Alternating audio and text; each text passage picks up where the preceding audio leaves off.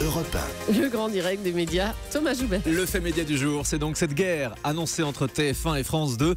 Le 20 juin prochain, les deux chaînes diffuseront au même moment deux émissions musicales au concept très proche, toutes les deux en direct. Jérôme Ivanichenko, bonjour. Bonjour Thomas. Vous êtes notre expert média.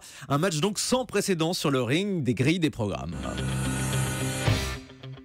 À ma gauche, la chanson de l'année sur TF1 en direct des arènes de Nîmes. Nico Saliagas aux commandes et une foule d'artistes exceptionnels qui interpréteront leurs titres les plus célèbres. À ma droite, la fête de la musique sur France 2 en direct de la promenade des Anglais à Nice.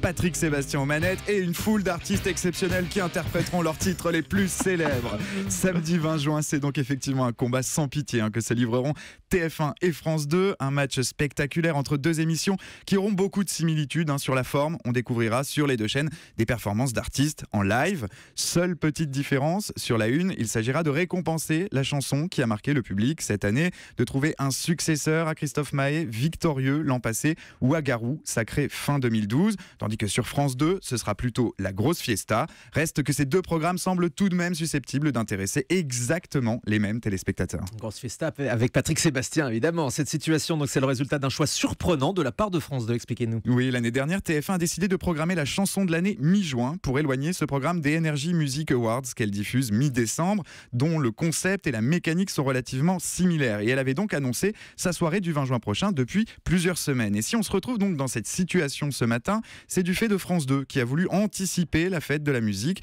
organisée traditionnellement le 21 juin. Il y a plusieurs raisons à cela. D'abord, d'un point de vue logistique, France 2 nous explique ce matin qu'un grand feu d'artifice sera organisé à Nice le 21 juin. Il n'était donc pas très judicieux de retransmettre un grand concert en direct au même moment. L'argument est plutôt recevable, avouons-le. Bon, au contraire, ça aurait pu participer à la fête.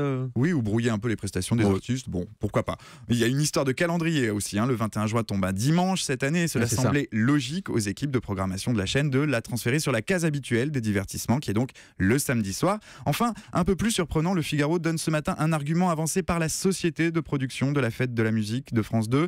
Je cite, « Les téléspectateurs n'auraient sans doute pas regardé 2 soirs de suite une émission de divertissement. » C'est pas faux, mais une chose est sûre et certaine, c'est qu'ils ne regarderont pas non plus 2 émissions de divertissement diffusées exactement au même moment. Oui, à moins d'être un zappeur fou, effectivement. Et on a vraiment l'impression que TF1 du coup a grillé la politesse à France 2 dans cette histoire de fête de la musique. Alors au milieu de cette guerre, on retrouve évidemment les artistes. Et oui, les chanteurs de la scène actuelle possèdent de multiples talents qu'on ne remettra évidemment pas en cause ici. Mais il y en a un qu'ils n'ont assurément pas, c'est le don d'ubiquité.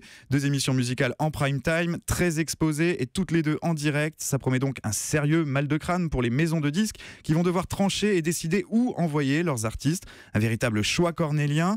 TF1 devrait donc en toute logique récupérer les chanteurs issus de ses propres émissions comme Kenji Girac, Louane ou les frérots de la Vega révélés par The Voice. Ce sera aussi le cas de Mika, juré du télécrochet.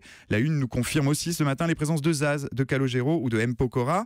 Du côté de France 2, on nous confirme la venue de la révélation de l'année, Vianney, de Cyril Hanouna ou encore de Jeff Panaclock notamment. Quoi qu'il en soit, dans cette guerre musicale entre TF1 et France 2, il n'y aura finalement qu'un seul vrai vainqueur, c'est le public mélomane qui aura donc le choix des armes le 20 juin prochain.